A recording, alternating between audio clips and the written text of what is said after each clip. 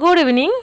তো দেখো, সন্ধেবেলায় আমরা চলে এসেছি মার্কেটে, মানে একটুখানি সমুদ্রের পাশে গিয়ে বসবো, একটু হাওয়া খাবো, গল্প করব, একটু মাছ ভাজা খাবো, আর কিছু টুকিটাকি কেনাকাটা করব। যেহেতু এসছি ঘুরতে, কিছু তো কিনতেই হবে। তো এখানে প্রথমে মানে যাচ্ছিলাম, রাস্তার পাশে একটা মল ছিল, তো ভাবলাম কি একটুখানি যাই, দেখছি অ্যানাউন্স করছে সেল সেল সেল, তাই জন্য আমরা ঢুকে পড়েছিলাম। আর ঢুকেই দেখছি সানগ্লাস, তো সানগ্লাস সকালবেলা আজকে আমার সানগ্লাসটা সমুদ্রে হারিয়ে গেছে, সেই জন্য সানগ্লাস দেখছিলাম, তো পছন্দ হয়নি, মুখে অতটা ভালো লাগছিলো না, অনেক বড় বড় ছিল, তাই ওখান থেকে রেখে আমরা বেরিয়ে এসেছি। আর এখানেই আমরা সমুদ্রের পাড়ে যাওয়ার আগে দেখতে পাচ্ছিলাম মাছ ভাজা বিক্রি হচ্ছিল, তো এখান থেকে আমরা চিংড়ি মাছ ভাজা নিয়ে নিয়েছি 1 প্লেট। কবিতা খায় না, ও তো বললাম অনেক, ও খেলো না, তো আমি আর পুনমি খেয়েছি। বেশ ভালোই ছিল মাছ ভাজাটা, পুরো মুচমুচে ছিল, কিন্তু যেহেতু চিংড়ি মাছের খোসাটা ছাড়ানো ছিল না, তাই অতটা আমার ভাল লাগেনি। যাই হোক, চলো খাওয়া দাওয়া করে এখন আমরা মার্কেটের ভেতরের দিকে যাচ্ছি, হাঁটতে হাঁটতে গুটি গুটি পায়ে। তো দেখি, আর এখানে না খুব জিনিসের দাম, তো আমরা এই দোকান সেই দোকান একটু ঘুরছিলাম, দেখছিলাম কি নেওয়া যায়। তো ঘোরাঘুরি করার পর এখানে না দেখলাম কি চুলের কাঁটা রয়েছে, মানে 20 টাকা করে দাম বলছে, কাঁটাগুলো বেশ সুন্দর।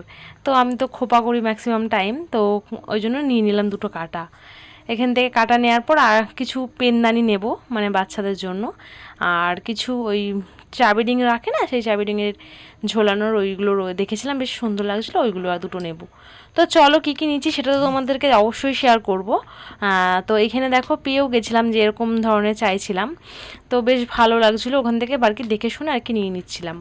তো এখান থেকে আমরা যে কটা জিনিস পছন্দ হয়েছে সব কটা জিনিস নিয়ে আমরা এখন চলে এসেছি চাবি রিংয়ের দোকানে। তো এখানে দেখো হ্যান্ডমেড চাবি রিং বিক্রি হয়, মানে এটা তোমরা সবাই জানবে, কারণ হচ্ছে আমরা মেলাতেও দেখেছি এরকম চাবি রিং বিক্রি হতে। তো এখানে আমার মেয়ে না খুব বায়না করছিল এরকম চাবি রিংয়ের জন্য অনেক দিন ধরে, তো পাইনি, তো এখানে দেখতে পেয়ে ভালো, এখান থেকে কয়েকটা চাবি রিং নিয়ে নিই। তো এখানে নামগুলো আমরা খাতায় লিখে দিচ্ছিলাম, আর ওনারা চাবি রিংটা বানিয়ে দিয়েছে, তো পরে তোমাদেরকে দেখাচ্ছি চাবি রিংগুলো কেমন হয়েছে।